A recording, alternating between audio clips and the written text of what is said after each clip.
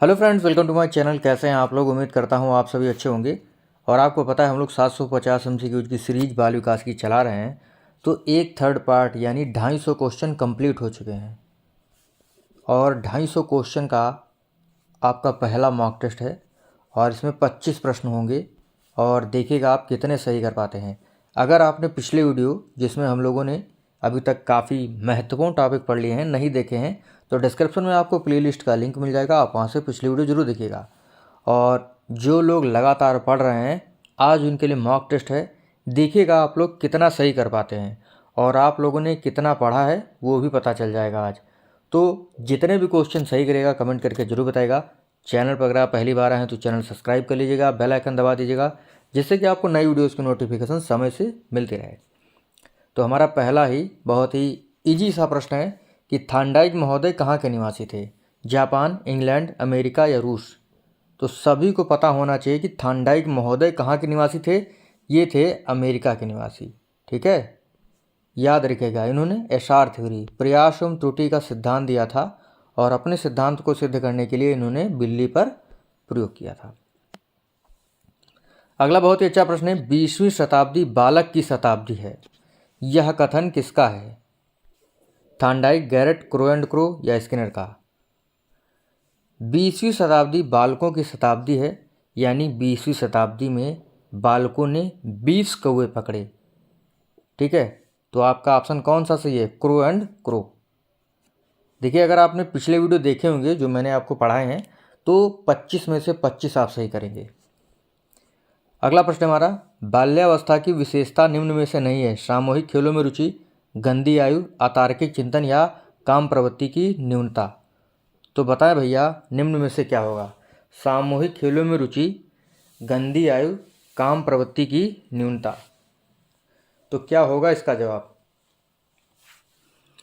देखिए, इसमें होगा आपका अतार्किक चिंतन। ठीक है, सी वाला ऑप्शन आपका सही होगा। अगला है, सिफेलो कार्डुअल प्रवृत्ति क्या दर्शाती है? विकास की दिशा किस से किसकी ओर दर्शाती है? सिर से पैर की ओर, पैर से सिर, केंद्रीय अंगों से बाहरी अंगों की ओर या बाहरी अंगों से केंद्रीय अंगों की ओर? तो सिफेलो कार्डुअल प्रवृत्ति क्या होती है? ये होता है सिर से पैर की ओर। ठीक है, सिफेलो कार्डुअल कहता है कि विकास की दिशा जो है सिर से पैर की ओर होती है।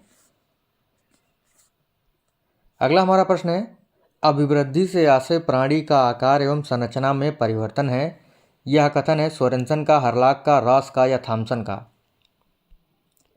अभिवृद्धि से आशय प्राणी का आकार एवं संरचना में परिवर्तन है, यह कथन किसका है? ये कथन है हर्लॉक महोदय का। किसका? हर्लॉक का। अगला है, बाल्यावस्था को मिथ्या परिपक्वता अवस्था किसने कहा है? क्या कहा जा रहा है कि इनको रट लीजिए और 250 एमसीक्यू जो नहीं पढ़े हैं वो भी पढ़ लीजिए क्योंकि इन्हीं से ही एग्ज़ाम में आएगा। ठीक है, स्किनर का चूहा ये कह रहा है आपसे, तो आपको याद करना है जो भी आपके क्वेश्चंस आपको नहीं पता हैं, और पता है तो अच्छी बात है, बताएं इसका क्या जवाब होगा। मिथ्या परिपक्वता अवस्था, मीठा हमें रास नहीं आता है, तो क्या हो जाएगा? रास। बाल्यावस्था का समय कितना होता है? 6 से 12 वर्ष का। किशोरावस्था का समय 12 से 18 वर्ष का। सहसावस्था का समय जन्म से 6 वर्ष की अवस्था मानी जाती है। अगला है, आकस्मिक विकास का सिद्धांत। आकस्मिक विकास का सिद्धांत जो है किसने दिया था? देखिए, सबसे पहले बता दूं मैं आपको कि आकस्मिक विकास का सिद्धांत जो है ये किससे जुड़ा हुआ है? ये किशोरावस्था से जुड़ा हुआ है। ठीक है, और किशोरावस्था से जुड़ा हुआ ये किसने दिया है? स्टैनले हॉल महोदय ने। इनकी एक बहुत ही फेमस पुस्तक है जिसका नाम है एडोलसेंस। अगला, किशोरावस्था में नहीं पाया जाता है, अहम केंद्रिता, अभिरुचियाँ, तर्क शक्ति या प्रेक्षण की योग्यता। किशोरावस्था 12 से 18 वर्ष की अवस्था होती है ये, और आपको बताना है क्या नहीं पाया जाता है किशोरावस्था में। देखिए, अहम केंद्रिता ये जो होती है ये शैशवावस्था में पाई जाती है, ना कि किशोरावस्था में। बाकी अभिरुचियाँ, तर्क शक्ति और प्रेक्षण की योग्यताएं किशोरावस्था में पाई जाती हैं। अगला है, वंशानुक्रम की प्रक्रिया का सही क्रम क्या है? बहुत ही इंपॉर्टेंट प्रश्न है ये। ठीक है, जूनियर हो या प्राथमिक लेवल की टीईटी हो, ये प्रश्न जो है काफ़ी बार पूछा गया है। तो वंशानुक्रम की सही प्रक्रिया होती है शुक्राणु, अंडाणु, युग्मनज और ब्लास्टोसिस्ट। ठीक है, एग्जाम में ये पूछा गया, रट लीजिए आप लोग, पहले शुक्राणु, फिर अंडाणु, फिर युग्मनज, फिर ब्लास्टोसिस्ट। अगला है एम्पिरिसिज्म पुस्तक किसकी है? वाटसन, जॉन लॉक, नन या रूसो? बताए भैया। तो ये आपकी पुस्तक है जॉन लॉक की। जॉन लॉक को प्रिजन में बंद कर दिया गया, इस तरीके से आप इसे याद रख सकते हैं। कैरेक्टर एंड पर्सनालिटी पुस्तक किसकी है? बहुत ही महत्वपूर्ण प्रश्न है ये, पुस्तक किसकी है? ठीक है, बताएं। पोलेंस्की। आपका चरित्र और व्यक्तित्व जो है पोला है। ठीक है, इस तरीके से याद रखिएगा। अगला है purpose behaviours in animal and man. यह पुस्तक किसकी है? जेरोम ब्रूनर, टालमैन, गुथरी या रॉस? लास्ट में आपको कमेंट जरूर करना है और वीडियो को लाइक जरूर करिएगा। ठीक है, क्योंकि लाइक करते हैं तो अच्छा लगता है। पुस्तक है टालमैन की। मैंने आपको बताया था मैन जुड़ा हुआ है। ठीक है, purpose behaviours in animal and man पुस्तक है टालमैन महोदय की। अगला है अवप्रेरणा का मनोविश्लेषणात्मक सिद्धांत निम्न में से किसने दिया है? थॉर्नडाइक, फ्रायड, रूसो या जेम्स ड्रेवर? तो मनोविश्लेषण सिद्धांत जो है फ्रायड महोदय ने दिया था। ठीक है, सिगमंड फ्रायड ने। अगला बहुत ही सुंदर प्रश्न है, मूल प्रवृत्ति का सिद्धांत देखिए, आप लोगों को पता होगा किसने दिया था? मैकडूगल ने। ठीक है, मैकडूगल ने दिया था। ये कहते हैं कि 14 प्रकार की मूल प्रवृत्तियाँ और 14 प्रकार के संवेग होते हैं। तो मूल प्रवृत्ति और संवेग बेमेल विकल्प कौन सा है? देखिए, पलायन से भय, युत्सा से घृणा, शरणागति से दुख या जिज्ञासा से आश्चर्य? तो बताएं क्या होगा इसका जवाब? देखिए, आपका बी वाला ऑप्शन, युत्सा से जो आपका संवेग होता है ये घृणा नहीं होता, ये होता है क्रोध। जब आपको क्रोध आएगा तब आप जो है युद्ध करने की कोशिश करेंगे। भय होगा तो पलायन, दुख होगा तो शरणागति यानी भगवान के शरण में चले जाएंगे, आश्चर्य होगा तो आपके अंदर जिज्ञासा होगी कि मैं उस चीज़ को देखूं जाके, जैसे आपका ताजमहल है या दक्षिण भारत के बहुत ही सुंदर टेम्पल्स हैं हमारे। ठीक है, तो ये चीज़ें हैं। अगला है इरोज। इरोज क्या है? मृत्यु मूलक, जीवन मूलक या दोनों या इनमें से कोई नहीं? देखिए, इरोज जो है मनोविश्लेषण सिद्धांत के अंतर्गत जो है 2 मूलक बताए गए। 2 मूलक बताए गए किसके द्वारा? हमारे फ्रायड महोदय के द्वारा। तो बताएं इरोज क्या होता है? देखिए, इरोज जो होता है ये होता है जीवन मूलक। थेंटोस जो होता है वो होता है आपका मृत्यु मूलक। ठीक है, इस चीज़ को ध्यान रखिएगा। इसको कैसे याद रख सकते हैं? थेंटोस यानी थाइनोस जो था, जो मूवी थी एवेंजर एंड गेम, तो देखा होगा थाइनोस जो था वो हर चीज़ को जो एकदम डिस्ट्रॉय करता रहता था, उसके पास एक ग्लव था, तो देखा होगा आपने।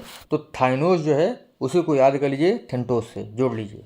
तो थेंटोस जो है वो थाइनोस था और थाइनोस जो है हर किसी को मारता रहता था, तो मृत्यु मूलक। अगला है सत्य तथा तथ्यों के दृष्टिकोण से उत्तम प्रतिक्रियाओं की शक्ति ही बुद्धि है। यह कथन किसका है? ये कथन है थॉर्नडाइक महोदय का। अगला हमारा बहुत ही सुंदर प्रश्न है बद्ध चिंतन यानी क्लोज्ड थिंकिंग। बहुत ही इंपॉर्टेंट प्रश्न है। अपसारी चिंतन को कहते हैं, अभिसारी को, स्वली चिंतन को या यथार्थवादी चिंतन। बद्ध चिंतन यानी क्लोज्ड थिंकिंग, ये होता है आपका अभिसारी चिंतन। क्या होता है? अभिसारी चिंतन होता है। और अभिसारी चिंतन क्या होता है? इसमें कहा जाता है कि एक समस्या का केवल एक ही हल निकलता है। ठीक है, इसी वजह से इसे बद्ध चिंतन कहते हैं। अगला बहुत ही इंपॉर्टेंट प्रश्न है, भारत के प्रथम राष्ट्रपति कौन है? कौन सा चिंतन होगा?